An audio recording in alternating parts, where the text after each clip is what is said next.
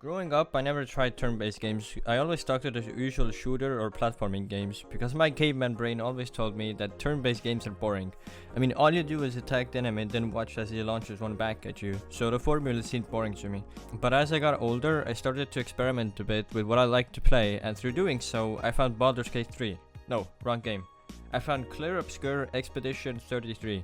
That's a mouthful. When the game first got popular, I didn't care much as it was another turn-based game, and I was immediately put off. But when I heard that it had mechanics that aren't usually in these types of games, aka parrying and dodging, I was sold. You son of a bitch! I'm in!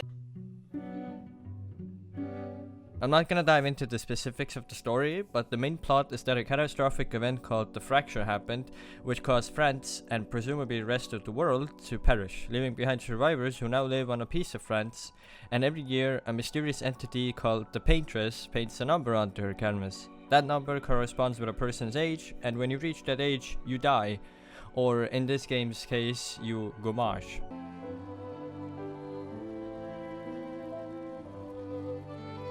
And every year a brave group of expeditioners get sent out to stop her, but things go wrong as always, and it's all up to Expedition 33, aka you and your teammates, to put an end to everything.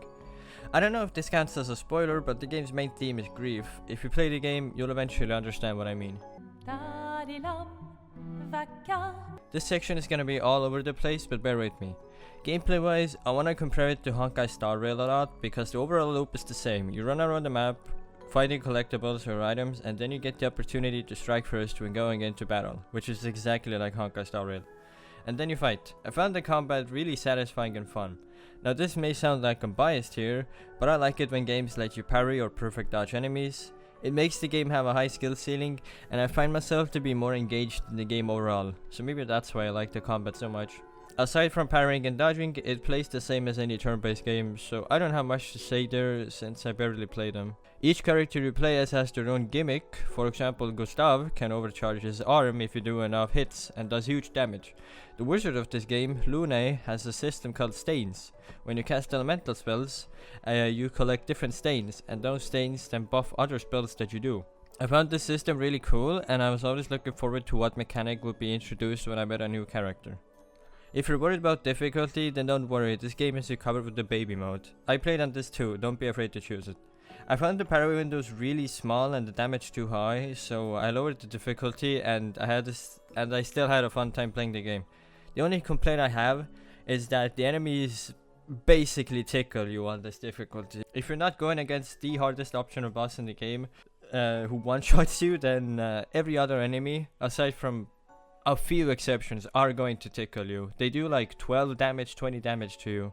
Meanwhile, you do like 5,000, okay? That's the only complaint I have with the story difficulty, but other than that, I liked it. One gripe I do have with the combat, other than the difficulty, is the parries.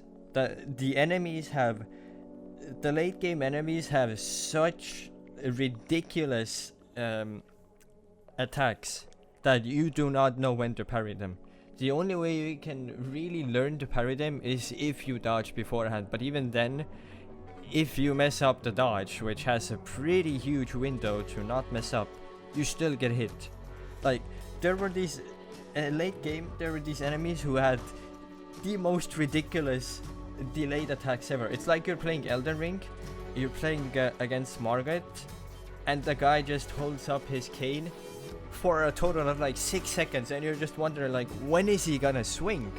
That's what happened with the enemies. There were moments where I parried the first attack, and then the guy started to swing, and then thought, no, I'm gonna turn around and then I'm gonna kick you. Like, there were such ridiculous moves that I just could not read.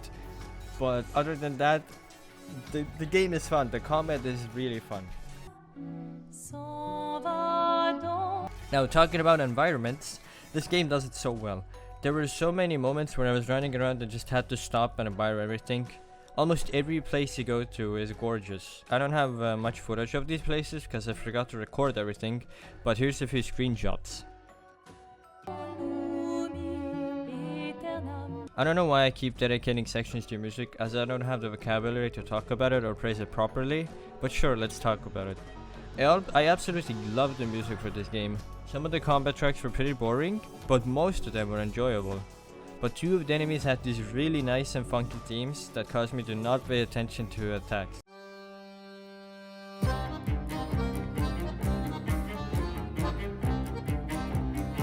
Aside from combat, the music that played during cutscenes and during exploration were just beautiful. There was this really memorable moment for me where I was exploring a place and the music was getting so good I just had to stand still and listen to it.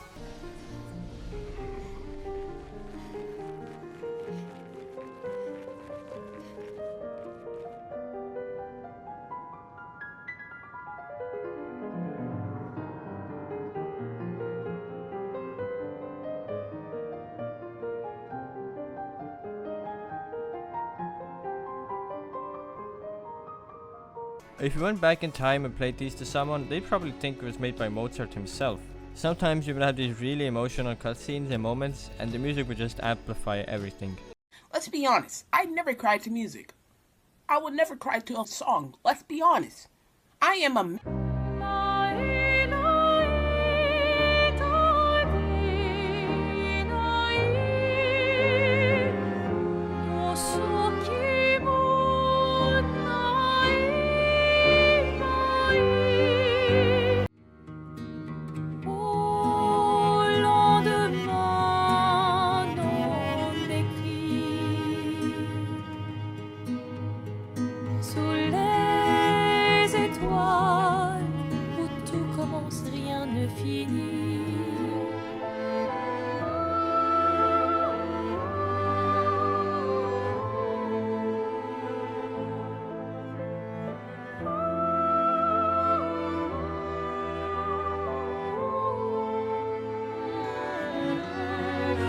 Clair, obscur, trouble de raton, couvrant les faits.